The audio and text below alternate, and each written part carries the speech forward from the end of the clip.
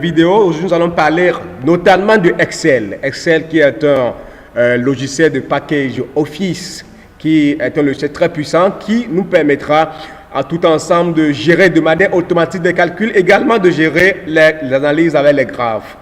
Excel est un tableur parce que ça se présente sous forme de tableau. Donc nous allons directement lancer notre Excel. J'ai la version 2013, peu importe la version que vous avez, la procédure elle est identique. Alors, vous lancez Excel. Comme vous voyez directement, Excel est présenté sous forme de tableau. En colonne, vous avez les lettres allant de A jusqu'à ZZ, c'est presque à l'infini. En ligne, vous avez les chiffres allant de 1 jusqu'à 1000. Donc, vous allez constater que l'intersection d'une ligne et une colonne forme ce qu'on appelle une cellule. Donc, quand vous cliquez ici, j'aurai le nom qui sera la cellule A1. Donc, une cellule est identifiée par le nom de la colonne suivi du nom de la ligne. Donc, ici, vous avez déjà vu A1. Quand je clique ici, j'ai automatiquement la cellule B2 parce que c'est l'intersection de la colonne B et de la ligne 2. Alors, très simplement, on fait d'abord un premier exercice avec Excel qui est certainement de créer une facture de manière automatique. Et vous allez voir ce qui fait la différence de Excel avec Word. Donc, pour faire une facture, vous avez besoin de connaître la désignation. Nous avons également besoin de connaître le prix. Vous allez voir tout à l'heure, il faut augmenter la taille de la cellule. Vous avez besoin de le prix unitaire, PU, vous avez besoin de la quantité, vous avez besoin de prix total. Et comme nous sommes au Cameroun, la TVA, qu'on appelle la taxe sur valeur ajoutée, est de 19,25% que vous allez appliquer sur les factures. Et quand la facture, le montant de la facture excède déjà 500 000 francs étant au Cameroun, vous allez appliquer ce qu'on appelle IR. L'IR qui est de 5,5% pour les sociétés qui sont au régime simplifié et 5% pour les régimes réels. Alors, la désignation, nous avons ici sac, nous avons ici stylo, nous avons ici tomate, nous avons ici, on prend les trois exemples. Le prix unitaire des tomates, c'est 1500. La quantité, on a pris peut-être 10 000 comme quantité. Ça peut être kilogramme, hein. L'unité, je ne gère pas trop. Les stylos, c'est à 100 francs. La quantité, on a pris peut-être 100. La tomate est à 200.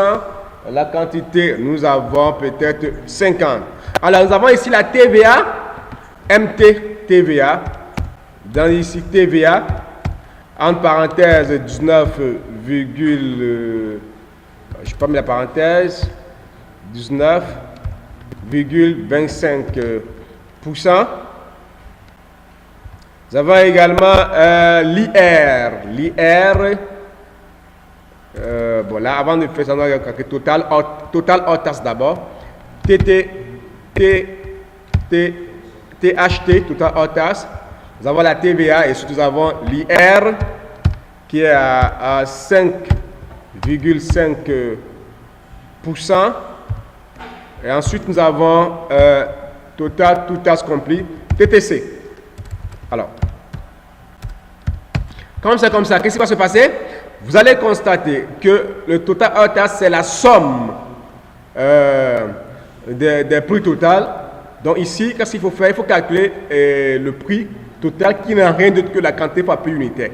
En essai, tout commence par égal.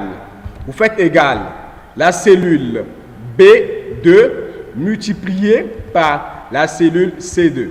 Voilà. Vous aurez peut-être, si je compte, j'ai 3 zéros, j'ai 15 millions, c'est même ça? Non, 1 500 000 francs, je pense que c'est ça. J'ai 1 500 000 francs CFA. Ah, attends, comme c'est petit, je ne vois pas bien. 3 zéros. Non, c'est 15 millions. J'ai 15 millions de francs CFA. Alors, je clique juste sur ça et je glisse légèrement ça jusqu'ici. Ça va faire la même chose en faisant les 100 fois 100, en faisant les 200 fois 50.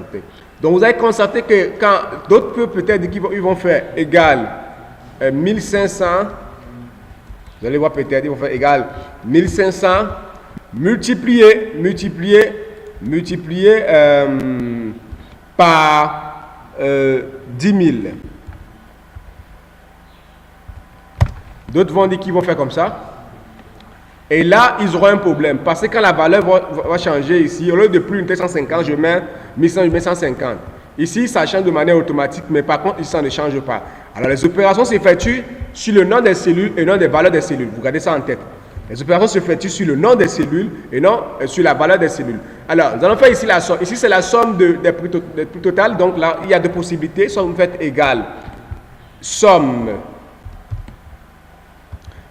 première colonne, première cellule, 2 points, dernière cellule.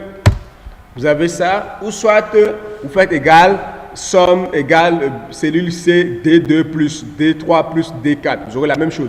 Alors, la TVA se calcule sur le montant hors taxe. Pour cette raison, la TVA sera, c'est la TVA, non TV5. La TVA sera en ce moment, 19,25% du montant hors taxe. Donc, on va prendre égal B égale D5 multiplié par 19,25, le tout divisé par 100. Voilà, entre parenthèses, divisé par 100. On a le montant de la TVA qui n'est rien d'autre que 2 891 350. Alors on va calculer le montant de la IR qui sera 5,5% du montant hors taxe. Donc ce sera égal D5 multiplié par 5,5, le tout divisé par 100. On peut utiliser pour 100, hein, mais le mieux, j'utilise cette méthode pour vous montrer. Alors là, le montant tout à ce compris est la somme de tout montant hors taxe plus le montant de la TVA plus l'IR. Donc on va utiliser la deuxième possibilité pour faire la somme égale ça plus ça plus ça. Voilà les amis, nous avons vu comment créer une facture avec Excel. Alors, nous allons aller dans notre deuxième exercice qui va nous permettre de montrer l'évolution des graphes, l'évolution des ventes.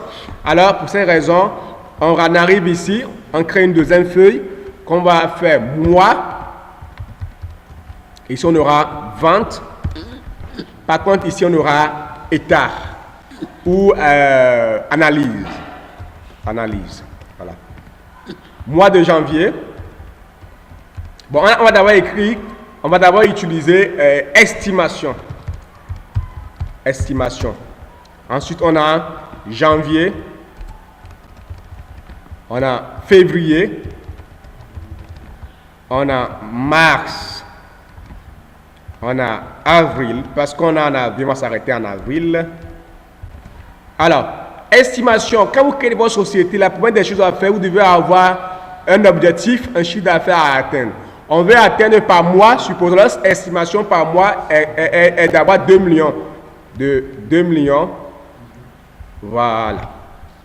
2 millions de francs CFA, voilà. Malheureusement, en janvier, on a vendu pour 1 million.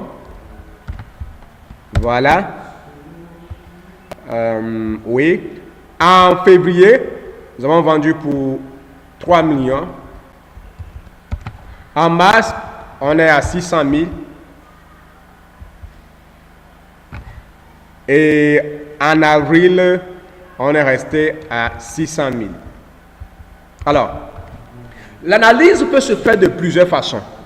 On peut décider de faire l'analyse par rapport aux chiffres à l'estimation. Alors, on va comparer chaque mois à l'estimation pour voir est-ce qu'on a atteint notre objectif ou pas. Alors, la première des choses à faire, c'est de réaliser notre graphe. Alors, je vais sélectionner la zone que je veux analyser. Je ne suis pas dans insertion. Je vais choisir notre courbe. On utilise ça. Voilà. Maintenant, le plus important, ici, on va écrire analyse, estimation. Ici, c'est analyse mois. Analyse mois. Vous allez voir la différence entre les deux. Voilà. L'analyse estimation, on va comparer chaque mois à notre mois d'estimation. Janvier, on va comparer janvier à notre mois d'estimation, si c'est toujours 600 000. Alors, on va écrire égal, si, en parenthèse, le mois de janvier, la valeur du mois de janvier est inférieure ou égale est supérieur ou égal à l'estimation, point virgule, entre côtes, on va dire objectif atteint. Objectif atteint. Sinon, le sinon avec Excel, c'est toujours point virgule. Vous mettez l'autre message, objectif non atteint. Non atteint. Vous fermez la parenthèse. Et c'est tout. Vous allez voir ici, comme on a eu 1 million, donc là, vous allez faire la même chose ici, seulement qu'il faut modifier chaque fois en B2. Si, ici, ce sera B2. Chaque fois, c'est B2. Voilà. Ici également, ça se compare par rapport à B2. Il se compare par rapport à B2. Vous avez vu? Là, c'est automatique. On a 1 million, objectif non atteint. On a 3 millions, objectif atteint. On a 600 000, objectif non atteint. On a 600 000, objectif non atteint. Maintenant, on va programmer pour l'analyse des mois. L'analyse des mois, on compare les mois. On compare les mois, alors ce sera égal. Égal. Si, entre parenthèses, B3 supérieur à B2, alors, on va dire grimper. Sinon, si, parce qu'ici il y a 3 conditions. Si B3 inférieur à B2, nous allons utiliser point virgule, chuter. Sinon, ce sera stable. Vous fermez les 2 parenthèses. Voilà, chuter, vous tirez, vous laissez, grimper, chuter, stable. Merci beaucoup les amis. Voilà en quelque sorte notre première partie sur le cours de Excel. Nous allons poursuivre dans la deuxième partie pour voir en profondeur d'autres fonctions de Excel.